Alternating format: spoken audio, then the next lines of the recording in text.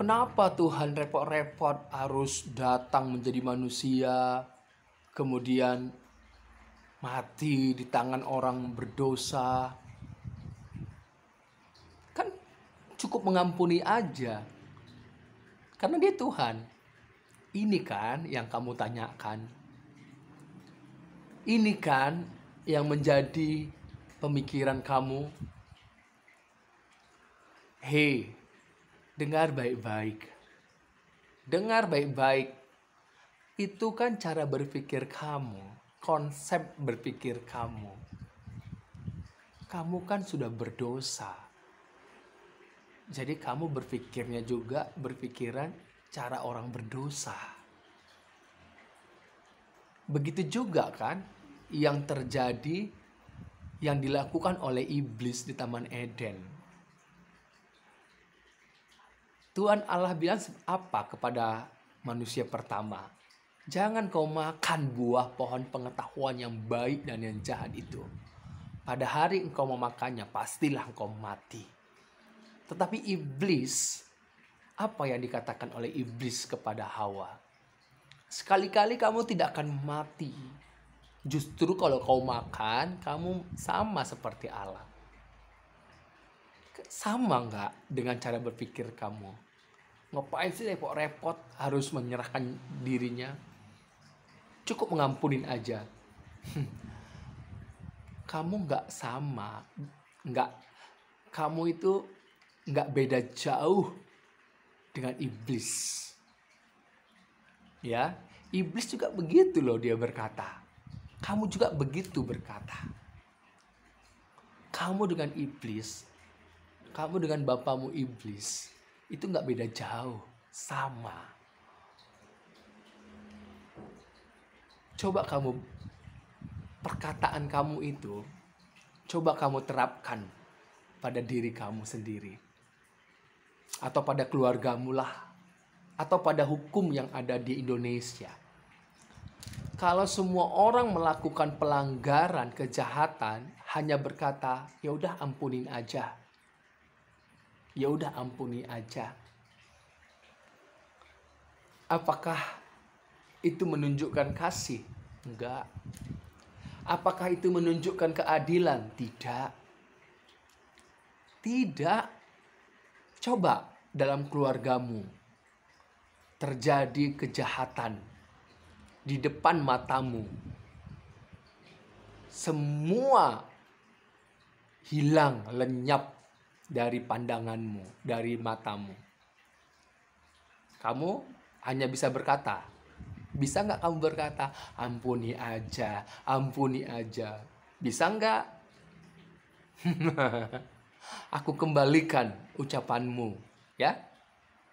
Aku kembalikan ucapanmu buat dirimu yang berkata, ngapain sih Tuhan repot-repot untuk menyerahkan nyawanya? Cukup mengampunin aja. Ini aku kembalikan perkataanmu sendiri kepada dirimu. Saya mau beritakan kebenaran. Kenapa sih Tuhan menyerahkan dirinya, nyawanya kepada Bapa? Itu semua dilakukan untuk saya dan saudara. Allah yang telah menjadi manusia, ya, karena yang diselamatkan adalah manusia. Bukan setan, tapi manusia. Manusia itu kan punya darah, punya daging. Jadi, kalau darahmu sudah habis, apakah kamu masih hidup dagingmu? Enggak. Jadi darah itu simbol, lambang nyawa. Kata pastilah mati itu artinya nyawamu tidak bisa diselamatkan. Makanya karena yang membuat pelanggaran itu adalah manusia pertama, yaitu manusia yang ada darah dan daging ini, maka harus ada pengganti. Penggantinya bukan malaikat, bukan. Tapi manusia juga penggantinya. Karena yang melakukannya adalah manusia. Makanya Allah menjadi manusia. Menjadi manusia. Mengambil seluruh kelemahan kita manusia ini. Itu ditimpahkan kepada manusia. Allah yang menjadi manusia tadi. Yesus Kristus. Makanya dalam Matius pasal 20 ayat 28. Di sana dikatakan apa? Matius pasal 20 ayat yang ke-28. Saya akan bacakan. Matius pasal 20 ayat yang ke-28. Sama seperti anak manusia datang bukan untuk dilayani, melainkan untuk melayani dan untuk memberikan nyawanya menjadi tebusan bagi banyak orang. Bagi banyak orang. Apakah kamu salah satunya orang yang percaya?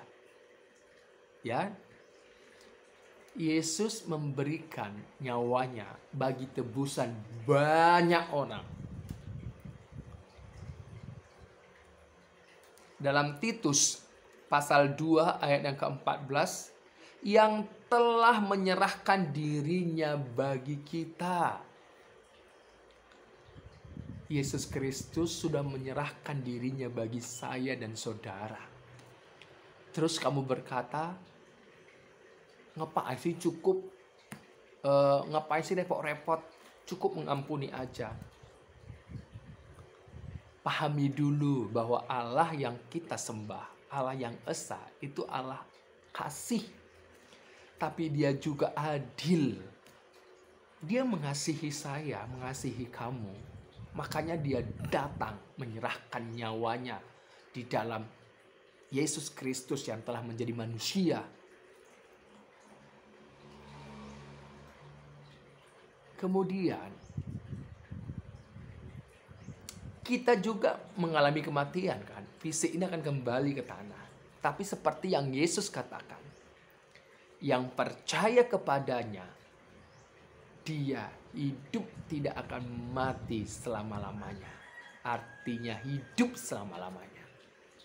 Puji Tuhan kan? Puji Tuhan. Ya, jangan lagi berkata, ampuni cukup, Tuhan gak usah jadi manusia. Berhenti ya berpikir demikian. Itu cara iblis. Ya, Tuhan berkati.